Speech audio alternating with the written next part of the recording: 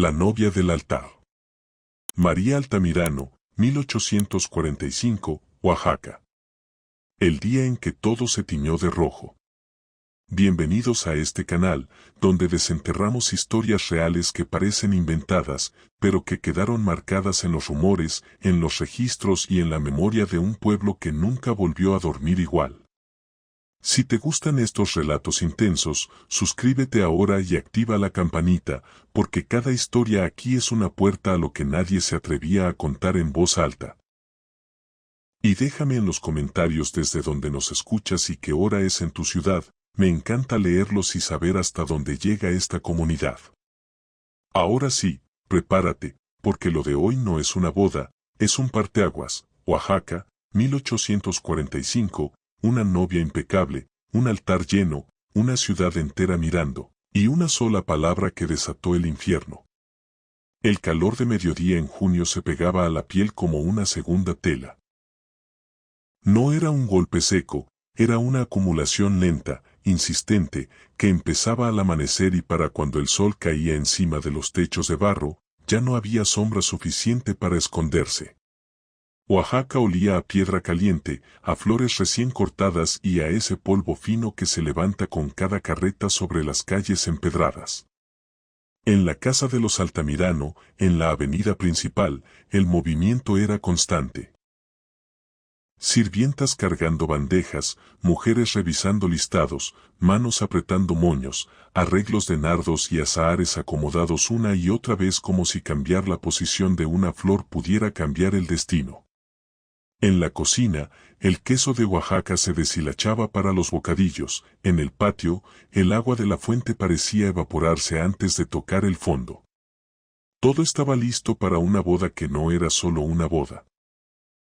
Era un acuerdo, un sello, un así deben ser las cosas dicho con manteles blancos y sonrisas de vitrina. María Altamirano, de 23 años, estaba frente a un espejo antiguo de marco dorado. El espejo tenía un defecto en una esquina, una grieta fina que deformaba apenas la imagen, como si el vidrio también se negara a ver completa la escena. Su madre, doña Leonor, ajustaba el velo con dedos precisos, apretando alfileres con una concentración excesiva, como si ese pequeño ritual de tela pudiera mantener a raya lo que a ella le temblaba por dentro. Catalina, la hermana menor, observaba con una mezcla de admiración y envidia que le hervía en el pecho, pero que escondía detrás de una sonrisa aprendida. El vestido de María era impecable. Lino blanco traído de lejos, encajes de Sevilla, un trabajo de costura tan fino que parecía no pertenecer a una vida real, sino a un retrato colgado en la sala de una familia que nunca se equivoca. Había costado una fortuna, y en la Oaxaca de ese tiempo, el costo no era solo dinero, era un mensaje. Miren quiénes somos. Miren con quién nos unimos. Miren lo que podemos pagar para que el mundo nos aplauda. Estás preciosa, hija, susurró Leonor. Pero la voz le salió rara. No era una voz de fiesta, era una voz de quien intenta sonar tranquila mientras el estómago se le vuelve un nudo. María miró su reflejo con una calma fría, como si la mujer del espejo no fuera ella. Tenía el rostro pálido a pesar del rubor que Catalina le había puesto, y esos ojos castaños, profundos, parecían lejos, como si estuvieran mirando algo que todavía no ocurría, pero que ya se sentía inevitable. A María le faltaba el brillo que el resto del mundo esperaba en una novia. Y si alguien lo notaba, lo justificaba con la frase más cómoda de todas, nervios. Nadie quería nombrar otra cosa. Andrés Vázquez tenía 48 años cuando se comprometió con ella. Un hombre de fortuna, de apellido pesado, dueño de haciendas y de la grana cochinilla que levantaba bolsillos y levantaba imperios en Oaxaca. Decían que era culto, que había estudiado fuera, que hablaba con seguridad y con esa calma de los hombres acostumbrados a que el mundo se acomode a sus decisiones. Era viudo desde hacía 5 años, con 2 hijos del primer matrimonio que vivían con una tía en la Ciudad de México, lejos de miradas y lejos de preguntas. En los salones, la gente lo describía como un buen partido. Y esa expresión, tan común, escondía algo horrible. A las mujeres no se les preguntaba si un hombre era bueno para ellas, se decía si era bueno en el papel. Lo demás se resolvía con paciencia o con silencio. La primera esposa de Andrés, Rosario, era recordada como una santa doméstica. Oficialmente había muerto en el parto, como tantas mujeres. Pero en los susurros de médicos, en los pasillos donde la verdad no se gritaba, se decía otra cosa, que el embarazo venía torcido desde el inicio, que hubo una caída o un empujón, y que después de eso su cuerpo nunca volvió a sostenerse igual. Nadie lo decía frente a un altar, nadie lo decía frente a hombres con poder. Rosario quedó convertida en leyenda dolorosa y Andrés quedó convertido en viudo respetable. Así funcionaba la memoria en una sociedad que prefería la versión que menos incomodaba. El matrimonio de Andrés y María, por supuesto, no nació del amor. Nació de lo que nacen casi todos los acuerdos en el siglo XIX, conveniencia, continuidad, prestigio. Don Rafael Altamirano, el padre, tenía 72 años y el carácter endurecido de quien cree que el mundo se arregla con orden y se sostiene con obediencia. Para él, María era su hija, pero también era su pieza más valiosa, la que garantizaba que el apellido siguiera fuerte y que los negocios quedaran protegidos. Rafael no conversaba con María sobre temores ni deseos, conversaba sobre fechas, invitaciones, listas, dotes. En su mente, ella debía cumplir. Y en esa palabra cabía todo lo que a ella le faltaba, elección. En los meses previos a la boda, María comenzó a cambiar. No fue un cambio dramático como los que se notan de golpe. Fue un desgaste silencioso. Perdió peso. Su mirada se ausentaba en mitad de una pieza de piano, como si la música se quedara sin sentido. Caminaba sola por el jardín más tiempo del habitual y se detenía a mirar hacia la calle, como si esperara una señal que nunca terminaba de llegar. Leonor sí lo notó. Las madres notan. Pero el problema de notar en esa época es que notar no siempre significaba poder hacer algo. Rafael, sí lo notó, lo guardó en el cajón de caprichos femeninos. Y con eso, se sintió en paz. Lo que Rafael no sabía, o no quería saber, era que su hija había visto una grieta por donde se filtraba otro mundo. 3 meses antes de la boda, durante una misa matutina en San Felipe Neri, María vio a un joven de su edad, cabello oscuro, ojos despiertos, manos con marcas de trabajo. No era alguien de sociedad. No era un invitado de primera fila. Era Javier Mendoza, hijo del maestro de obras que supervisaba la restauración del templo.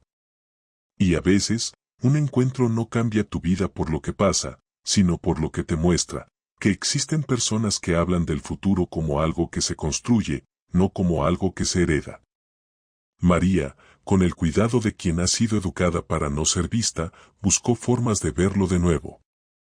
Caminatas que parecían casuales. Detenciones inocentes cerca de una esquina. Un mensaje doblado dejado bajo una piedra y recogido con manos temblorosas.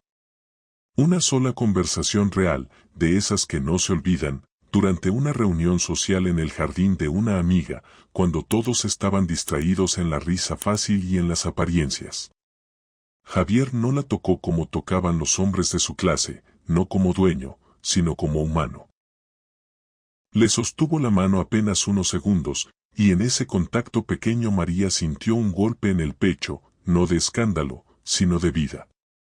Javier le habló de estudiar, de ir a la Ciudad de México, de aprender a construir puentes, de hacer algo útil. No le vendió un castillo. Le mostró un camino. Y para alguien que había vivido dentro de paredes invisibles, un camino era una locura y una tentación.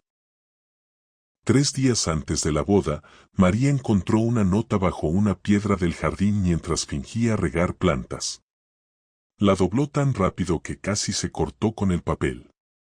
La escondió como se esconden los pecados en una casa decente. La nota decía: si no quieres esto, dímelo. Podemos huir. Hay otra vida esperando. Esas palabras, tan simples, fueron como abrir una ventana en una habitación sin aire. María las leyó una vez. Luego otra. Luego otra, hasta que se las aprendió de memoria.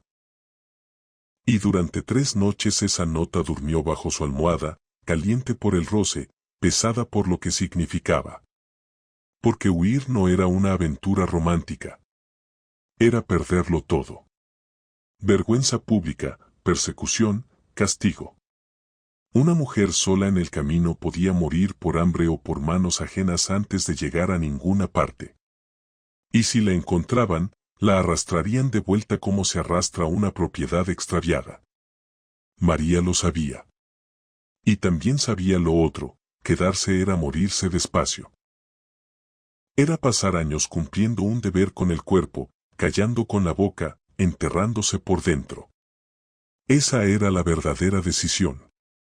No era huir o no huir. Era vivir o sobrevivir. La noche anterior a la boda, María quemó la nota. La sostuvo sobre la vela y miró cómo las palabras se retorcían, cómo la tinta se hacía ceniza, cómo esa promesa de otra vida se convertía en humo. Y aún así, mientras lo hacía, una parte de ella pensó algo que no se atrevió a decir: si la quemo, ¿me quemo yo también? Se acostó sin sueño. Escuchó las ratas en las paredes, el viento moviendo árboles, perros lejanos en las calles. Su corazón no dejó de acelerarse en toda la noche. Cuando Catalina entró con la bandeja del desayuno al amanecer, María se incorporó como una máquina. Se bañó, se dejó vestir, dejó que le acomodaran el cabello, respondió preguntas sin escucharse. Todo en ella funcionaba, menos su voluntad. Alrededor de las 11, el cortejo se movió hacia Santo Domingo. Carruaje tirado por 4 caballos grises, campanas sonando como si anunciaran una coronación, y calles llenas de gente que se apretaba para ver pasar a la novia. Oaxaca se había vuelto espectador de su destino. Nadie notó que María tenía la piel del color de la cera. Nadie quiso notarlo. Porque el pueblo también necesita creer que hay orden, que hay ritual, que hay finales escritos. La iglesia de Santo Domingo se levantaba como piedra y autoridad. Muros rojizos, frescura adentro, olor a incienso y cera. Bancas llenas. Abanicos moviéndose. Murmullos. Notables y comerciantes, hacendados y funcionarios. Y en el altar, Andrés Vázquez, erguido, impecable, como un hombre que no venía a celebrar, sino a tomar posesión. Cuando María entró, el mundo se ralentizó. El sonido de su vestido rozando el suelo se volvió lo único que podía escuchar. Cada paso era un peso, cada mirada una aguja. Al final del pasillo, Andrés la observó con esa calma de los que están seguros de que nada se les escapa. Hubo una sonrisa mínima en su rostro, casi genuina, y eso la inquietó más que cualquier frialdad. Porque la sonrisa de un hombre así no siempre es cariño. A veces es victoria. Fray Gonzalo, el sacerdote viejo, comenzó el rito con voz gastada, acostumbrada a unir vidas sin preguntar si esas vidas querían ser unidas. María se arrodilló. Andrés tomó su mano. Sus dedos eran firmes, fríos, y ese contacto le recorrió el cuerpo como un golpe. Ella tragó saliva. A lo lejos escuchó a alguien toser. Vio el brillo de joyas en mujeres que sonreían. Y se sintió, por primera vez, completamente atrapada frente a todos. La ceremonia avanzó como avanzan las cosas inevitables, lento, formal, sin espacio para respirar. Y entonces llegó el momento. El momento que en el mundo de María estaba escrito desde antes de nacer. Fray Gonzalo preguntó si aceptaba. Era una pregunta que era una orden disfrazada. Y ahí, justo ahí, algo se quebró dentro de ella, no como llanto, sino como vidrio. María abrió la boca. Y la iglesia entera esperaba el sí más obediente del siglo. No. La palabra cayó y el aire cambió. Primero hubo silencio absoluto, un silencio tan grande que parecía que el edificio se había quedado sin sonido. Luego, un estallido humano. Sillas moviéndose, murmullos creciendo, voces subiendo, abanicos deteniéndose, una mujer soltando un Jesús bendito como si viera un crimen. Rafael Altamirano se levantó con el rostro rojo, la mandíbula apretada, el cuerpo de un hombre viejo cargado de rabia y vergüenza. Leonor se llevó la mano a la boca. Catalina se quedó congelada, como si le hubieran quitado el piso. Fray Gonzalo parpadeó, confundido. ¿Y Andrés? Andrés no se sorprendió como lo haría un hombre enamorado. Su expresión solo se endureció, como si la palabra no fuera un problema administrativo que había que corregir. No consiento, repitió María, y esa vez su voz no tembló. El temblor estaba adentro, pero la palabra salió limpia. No puedo. No voy a hacerlo. Rafael avanzó hacia el altar con el bastón golpeando la piedra. María, rugió, y en ese grito no había amor, había propiedad herida. Baja de ahí y compórtate. Pero María ya estaba moviéndose, no hacia el público, sino hacia atrás, hacia la sacristía, hacia donde su cuerpo le gritaba que existía una salida. Los invitados se agitaron. Algunos hombres se adelantaron instintivamente. El sacerdote levantó manos pidiendo calma. Andrés dio un paso, como si fuera a atraparla con solo su presencia. Y María, con el corazón reventándole el pecho, cruzó la puerta de la sacristía y la cerró. La habitación era pequeña, llena de olor a cera y madera antigua. Armarios, velas, telas sagradas. Una ventana alta por donde entraba luz, pero no esperanza. Afuera, el ruido era una ola, deténganla, qué vergüenza, esto es pecado, que la encierren. María apoyó la espalda en la puerta y respiró como si acabara de salir del agua. Pensó, por un segundo, ¿qué hice? Y luego, más fuerte, por fin hice algo. Fue en ese instante cuando escuchó otra voz, la única voz que le sonó a posibilidad. María, aquí, ahora. Era Javier. No del lado del altar, sino del otro, del patio trasero, donde había una puerta que conducía a callejones. María giró, abrió, y lo vio con un caballo listo y los ojos abiertos de urgencia, como si él también supiera que el tiempo se había vuelto cuchillo. No hay tiempo, le dijo sin suavidad. Le tomó la mano con fuerza. Si te quedas, te van a romper. Si sales, tal vez vivas. María subió como pudo, el vestido estorbando, el velo atorándose, la tela peleando contra la prisa. Javier maldijo entre dientes, la empujó con cuidado duro, y cuando por fin la acomodó, saltó detrás, agarró riendas y el caballo arrancó. Los cascos retumbaron en el patio, luego en los callejones. Oaxaca se volvió un laberinto de piedra y gritos. Detrás de ellos, pasos, voces, órdenes. Por aquí. A la salida norte. No dejen que cruce. María no miró atrás porque si miraba, se quebraba. Solo se aferró al cuerpo de Javier y sintió el viento arrancándole lágrimas.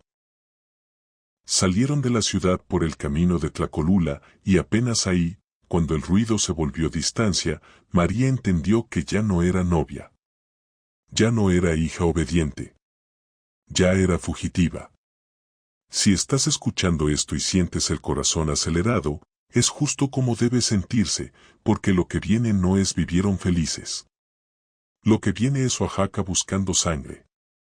Suscríbete y comparte esta historia, porque el momento más peligroso no fue decir no en el altar. Fue lo que empezó después, cuando el orgullo de los hombres heridos se convirtió en cacería.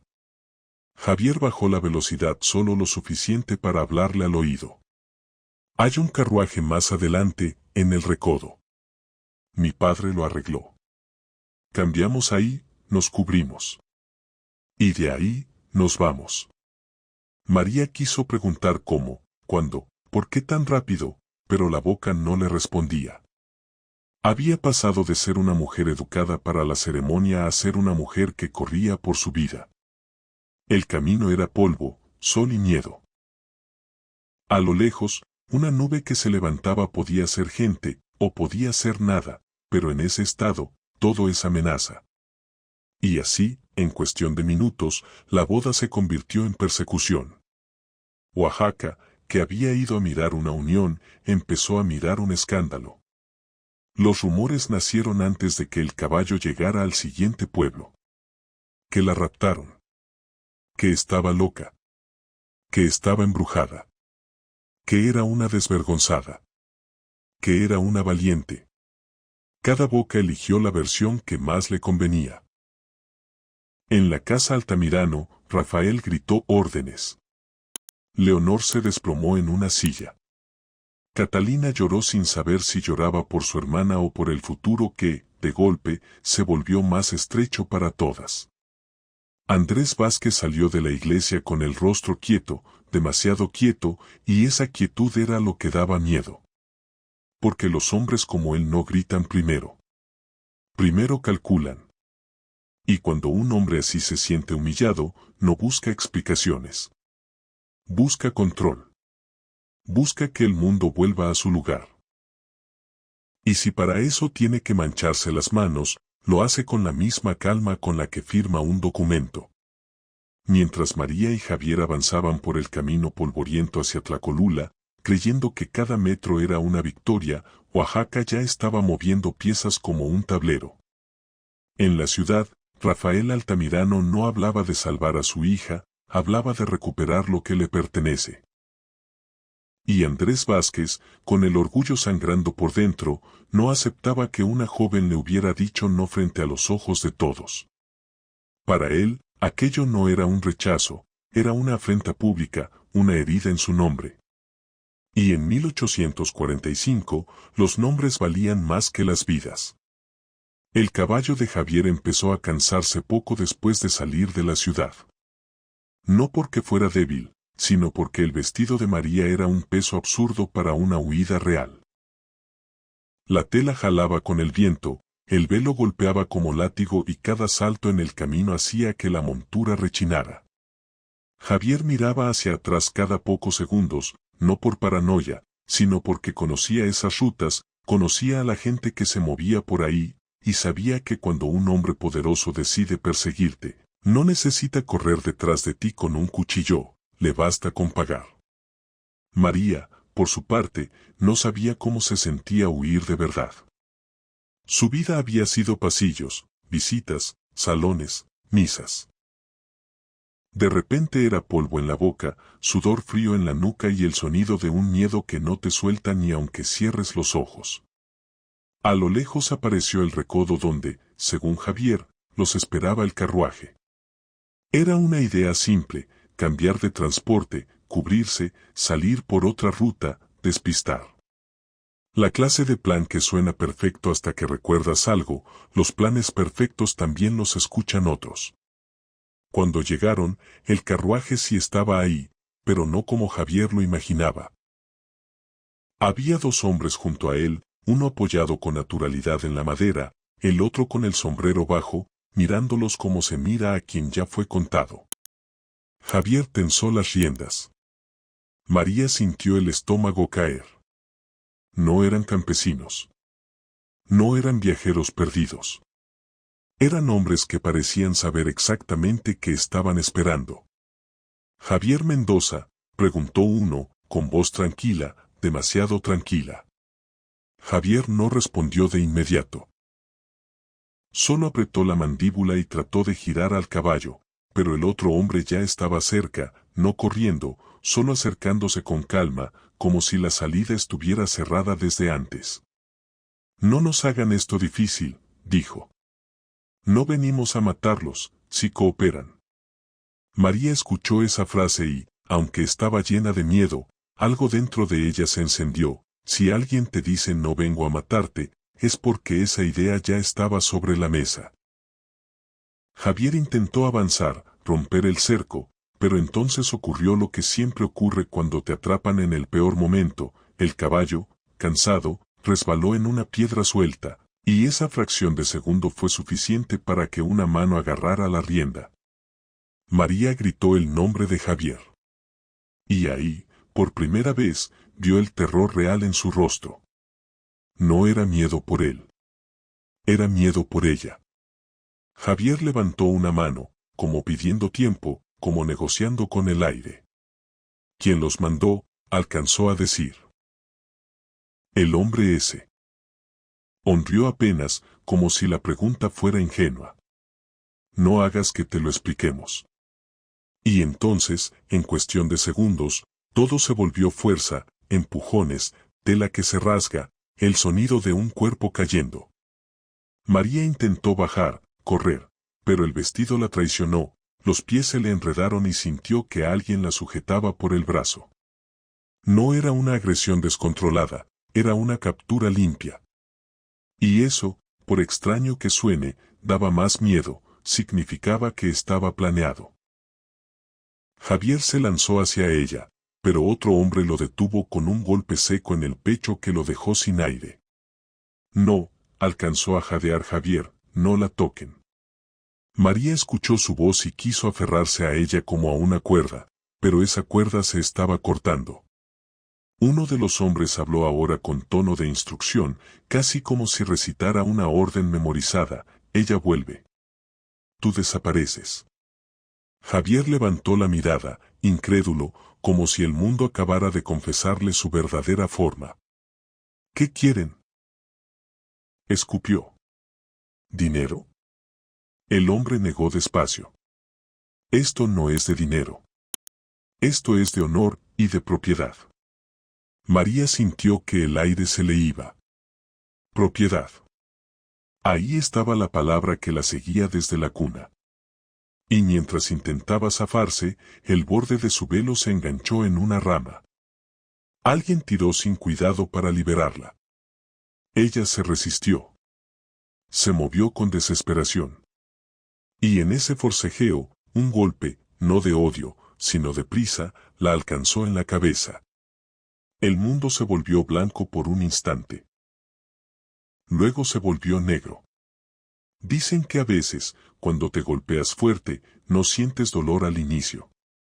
Solo confusión, como si te hubieran cambiado el lugar de los pensamientos. María abrió los ojos un momento y vio el cielo de Oaxaca moviéndose, girando, como un techo que se cae. Vio una silueta de Javier forcejeando, escuchó su voz, pero ya no entendía palabras. Lo último que alcanzó a sentir fue una mano apretándole los dedos, y luego, nada. Y aquí es donde la historia se parte en dos. La versión que el pueblo repitió en voz alta, y la versión que se escondió durante décadas como se esconden las vergüenzas que podrían destruir apellidos. En Oaxaca, mientras tanto, la iglesia había quedado como un panal alterado. Mujeres abanicándose sin aire. Hombres con la cara roja de enojo. El sacerdote intentando poner orden en un caos imposible. Rafael Altamirano regresó a su casa y gritó como si el volumen pudiera arreglar lo irreparable. Leonor, la madre, no gritó. Leonor se apagó. Porque ella, aunque no lo dijera, había entendido algo desde mucho antes, que en esa ciudad, el castigo por desobedecer no era solo social. Podía ser físico. Y cuando escuchó a Rafael hablar con ciertos hombres en el patio, hombres que no eran familiares ni invitados, hombres con manos de camino y ojos sin preguntas, Leonor supo que lo que venía no era rescatar a María. Era borrar el error. Y aquí, si estás escuchando y sientes rabia, no te vayas. Quédate. Porque lo que Leonor hizo después, según los testimonios que aparecerían muchos años más tarde, fue lo único parecido a una rebelión silenciosa dentro de esa casa. Suscríbete y comparte esta historia, porque lo que viene explica por qué, en los registros oficiales, María desapareció y punto, mientras la verdad se pudría detrás de puertas cerradas. Durante días, Oaxaca habló de lo mismo. Unos decían que María había sido raptada por bandidos. Otros decían que huyó con un amante, y lo decían con desprecio, como si eso fuera peor que ser vendida. Otros, los más devotos, insinuaban que era un castigo divino por orgullo. La familia Altamirano ofreció recompensa. Se movieron hombres por caminos y pueblos. Se hicieron preguntas que nadie respondió. Y Andrés Vázquez, públicamente, se mantuvo como víctima: me han humillado, han manchado mi nombre, he sido ofendido. Pero en privado, las decisiones eran más simples. Tráiganla o que no quede rastro. Leonor, en esas semanas, vivió con una tensión que no se cura con rezos. Porque ella escuchaba, por las noches, el sonido de pasos y conversaciones cortadas, y sabía que su hija estaba en algún lugar y que la estaban usando como moneda para reparar un orgullo. La versión más aceptada durante años fue que María jamás apareció. Se esfumó, decían. Como si la tierra se la hubiera tragado. Y eso alimentó el mito. La novia que dijo no y se convirtió en fantasma. Pero décadas después, cuando el tiempo ya había matado a muchos y ya no quedaba tanto miedo de hablar, salió a la luz otra historia, una historia más sucia porque era humana. Una historia donde no hubo magia, sino manos. Donde no hubo maldiciones, sino arreglos. En 1877, 32 años después de aquella boda, un hombre llamado Tomás Hernández fue contactado por una anciana que se presentó como Leonor Altamirano. Leonor tenía 85 años y estaba muriéndose. No era una muerte rápida. Era una muerte lenta, con el cuerpo consumiéndose y la mente aferrándose a una sola cosa, la culpa. Vivía ya en una casa pequeña, lejos del brillo que alguna vez tuvo su apellido, como si el mundo le hubiera cobrado, con años de silencio, lo que había permitido. Tomás Hernández era investigador privado, uno de esos hombres que olían a papel viejo y a secretos. Leonor lo buscó porque ya no quería morir sin que alguien supiera. Mi hija no desapareció, le dijo. Mi hija fue escondida. Según Leonor, sí, María había escapado con Javier. Sí, llegaron a salir de Oaxaca. Pero en el camino fueron interceptados por hombres que no eran ladrones cualquiera. Eran hombres enviados con instrucciones. Y aquí la verdad se vuelve asfixiante. Leonor confesó que esos hombres habían sido contratados por Andrés Vázquez con el apoyo, directo o indirecto, de Rafael Altamirano. Porque para Rafael, recuperar a María era recuperar el control. Y para Andrés, recuperar a María era recuperar el honor. Leonor, al enterarse, intentó detenerlo como pudo.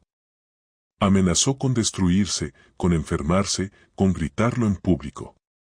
Pero en 1845 una mujer amenazando era como una vela contra una tormenta, podía temblar, pero nadie le apostaba a que encendiera algo real. Lo más cruel es que, según Leonor, las instrucciones cambiaron a última hora. No por misericordia, sino por cálculo. Si mataban a María y la encontraban, el escándalo sería inmenso. Si la regresaban viva, podían corregir la historia en silencio.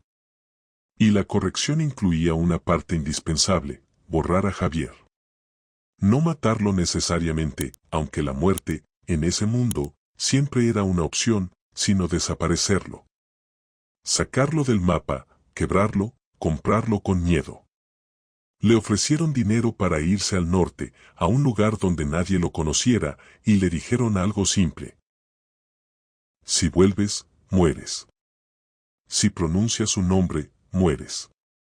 Javier, con la vida en una mano y el amor en la otra, no tuvo una elección digna. Tuvo una elección de supervivencia. Se fue. Y ese fue el primer asesinato de la historia, aunque no dejó cadáver, mataron su futuro. María, por su parte, fue golpeada en el forcejeo. Leonor lo describió como un accidente, una consecuencia de la resistencia, pero un accidente que lo cambió todo. María no murió, pero su mente quedó dañada. Y aquí es donde el título "El día en que todo se tiñó de rojo" cobra otro sentido. No fue una alfombra empapada ni una masacre pública, fue una sangre privada, la sangre de un golpe, la sangre que se seca en el cabello mientras una familia decide que es mejor esconder a su hija rota que admitir que la rompieron. María fue llevada a una casa aislada en las montañas, lejos de curiosos, lejos de rumores, lejos del mundo. La cuidaron en secreto como se cuida una culpa. Sin amor visible, con vigilancia, con la necesidad constante de que nadie se entere. Leonor le dijo a Tomás que durante años María vivió como una sombra. A veces tranquila, mirando por una ventana como si esperara que alguien volviera. A veces inquieta, con ataques de furia que no sabía explicar, con palabras sueltas que no encajaban. A veces repetía un nombre. A veces lloraba sin motivo aparente. No reconocía rostros. No ubicaba el tiempo. Y sin embargo, en ciertos momentos, parecía que una parte de ella sí estaba ahí, atrapada detrás de una niebla. Eso es lo más aterrador, no es que se volvió otra persona. Es que se quedó a medias, como si el golpe no le hubiera quitado el alma, sino la llave para usarla. La familia, para el mundo, contó otra versión, que María había muerto. Porque un luto era más manejable que una hija viva y rota. La sociedad puede llorar una tragedia. Lo que no soporta es mirar de frente una injusticia. Así que el apellido se protegió con un ataúd simbólico, con rezos, con silencio. Y Andrés Vázquez siguió con su vida. Esa parte también es importante. Mientras María se consumía en una casa escondida, el hombre al que le dijo no siguió caminando por salones como si nada. Leonor, antes de morir, le mostró a Tomás Hernández cartas y papeles. Fragmentos. Intentos de escritura de María en los primeros años, cuando todavía tenía algunos momentos de claridad.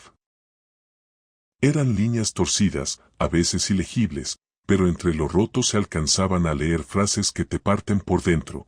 Quiero irme. ¿Dónde está Javier? Duele. Quiero volver. Y una, la más sencilla, la más devastadora por su simpleza, dije no. Como si esa palabra fuera lo único que su mente no había soltado. Como si esa palabra fuera su identidad entera resumida. Cuando Leonor murió en 1877, María fue trasladada a una institución privada en la Ciudad de México bajo un nombre falso. Ahí vivió todavía algunos años hasta que murió de neumonía en 1887, sin tumba conocida, sin apellido, sin historia pública. Y después, la familia Altamirano destruyó registros, pagó silencios, cerró puertas. No querían que el mundo supiera que la novia del altar no se volvió leyenda por magia, sino por encierro. Tomás Hernández, el investigador, entendió el tamaño del veneno que tenía en las manos. Si lo decía en ese momento, podía provocar un escándalo tardío, sí, pero también podía poner en riesgo a personas vivas, a herederos, a gente que todavía tenía poder. Y en México, en ese siglo, la verdad no siempre era un camino a la justicia, a veces era un camino al cementerio. Así que Tomás hizo algo extraño pero calculado, escribió un relato completo, con fechas, nombres, detalles, y dejó instrucciones para que no se revelara hasta mucho después de su muerte. Murió en 1901. Sus papeles quedaron olvidados durante décadas. Hasta 1952, cuando un archivista, revisando cajas mal etiquetadas en el Archivo Regional de Oaxaca, encontró un documento que no debía estar ahí. Era el relato de Tomás Hernández. Y con él, el misterio se volvió otra cosa, se volvió una tragedia documentada. Pero no terminó ahí. Porque al revisar registros parroquiales, actas y libros de matrimonio, el archivista encontró un patrón que hacía que la historia se oscureciera todavía más. En los archivos de Santo Domingo aparecía un dato inquietante: un mes después de la boda fallida, Andrés Vázquez se casó en una ceremonia discreta con una joven llamada Mercedes Flores. No fue una boda pública, no fue una fiesta de sociedad, fue un trámite silencioso, como si Andrés necesitara reparar algo. Ese matrimonio duró 4 años. Mercedes murió en 1849 por complicaciones femeninas, una frase vaga que, traducida al lenguaje real, puede significar muchas cosas y no aclarar nada. Años después, Andrés se volvió a casar con Sofía Ramos. Ese matrimonio duró 13 años. Sofía murió en 1867, de nuevo con una explicación confusa vinculada a la maternidad. Si uno pone las fechas una al lado de la otra, el estómago se te encoge. Andrés Vázquez se casó varias veces. Y varias de sus esposas murieron. Demasiadas para llamarle mala suerte sin, al menos, levantar una ceja. Los historiadores del siglo XX se hicieron la misma pregunta que tú te estás haciendo ahora. ¿Andrés era un hombre trágico, o era un hombre peligroso? En retrospectiva, probarlo era casi imposible.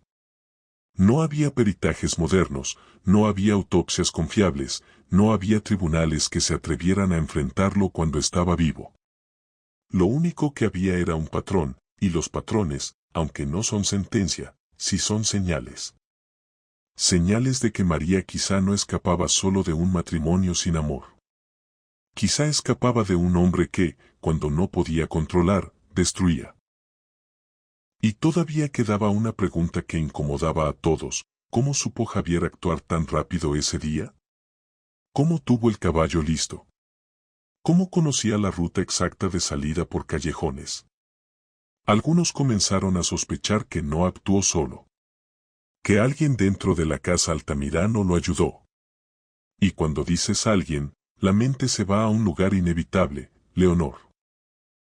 La madre que miraba con preocupación, la madre que sabía cosas de las buenas familias, la madre que quizá quería salvar a su hija, pero no podía hacerlo de frente. Tal vez le dio una señal. Tal vez abrió una puerta. Tal vez permitió que Javier estuviera cerca. Y luego, cuando todo se salió de control, tal vez quedó atrapada en su propia telaraña, viendo cómo el plan de libertad se transformaba en prisión. En 1978, un historiador oaxaqueño, el doctor Francisco Mendoza, publicó un artículo sobre el caso. Su argumento fue tan simple como demoledor: la tragedia de María no era solo lo que le pasó, sino lo que revelaba. Un mundo donde las mujeres no tenían derechos, donde uno era un crimen, donde la obediencia era la única virtud aceptable. Y que, en una sociedad así, el castigo por resistirse tenía que ser ejemplar. No bastaba con regañarla. Había que romperla. Ese artículo reavivó el interés. Periódicos retomaron el caso. Académicos revisaron matrimonios, archivos, rumores. Algunos se atrevieron a insinuar que Andrés pudo ser un asesino. Otros dijeron que era imposible afirmarlo. Pero todos coincidían en algo: María Altamirano fue víctima de un sistema que la trató como objeto y luego la castigó por intentar ser persona. Lo más triste, lo más insoportable, es que nadie supo con certeza cómo fueron esos 32 años de encierro. Si María tuvo momentos de claridad y entendió lo que le hicieron. Si recordó el altar. Si recordó la palabra no como orgullo o como condena. Si alguna vez, en una noche fría de montaña, escuchó el viento y creyó que era Javier volviendo por ella. Los fragmentos de escritura que quedaron apuntan a que sí, que una parte de ella seguía atrapada, y que incluso dañada, su identidad sobrevivía en una idea mínima: yo dije no. Como si esa palabra fuera la última cosa verdaderamente suya. Hay una nota, preservada en archivos, atribuida a María años después del golpe. La letra es irregular, como si la mano no obedeciera, pero el sentido atraviesa el tiempo como cuchillo: dije no. Eso fue lo que hice. Dije no y ahora aquí estoy. Pero al menos dije no. No es poesía perfecta. No es una frase bonita.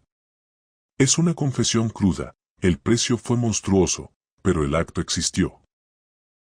Y en una época donde las mujeres casi nunca podían decir no en público, ese acto se convirtió en su epitafio secreto.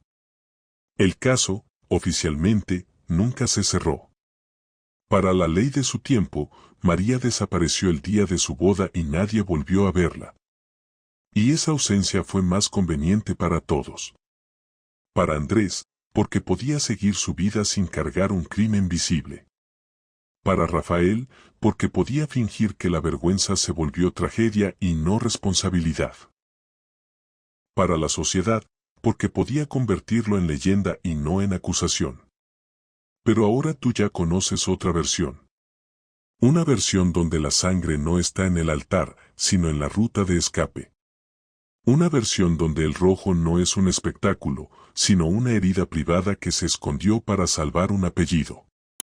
Si esta historia te dejó con un nudo en la garganta, suscríbete y compártela, porque estas historias no se cuentan para morbo, se cuentan para recordar lo que pasa cuando una sola palabra, no, amenaza el orden de los poderosos. Y dime en los comentarios qué crees tú, ¿Leonor intentó ayudar de verdad? ¿Andrés era un hombre con mala suerte o un hombre que dejaba muerte detrás? ¿Y qué crees que fue lo más cruel, el encierro o el silencio? Y así termina, al menos en los registros visibles, la historia de María Altamirano, la novia del altar. La mujer que, frente a una iglesia llena, se atrevió a decir no, y pagó un precio que nadie debería pagar por existir con libertad. Pero aquí, en este canal, no la dejamos reducida a misterio. La nombramos como lo que fue, una víctima de una época, de una familia, de un hombre, de un sistema. Y aunque hayan pasado más de 100 años, la pregunta sigue viva, incómoda y necesaria. ¿Cuántas Marías más quedaron enterradas en el silencio porque decir no era peligroso?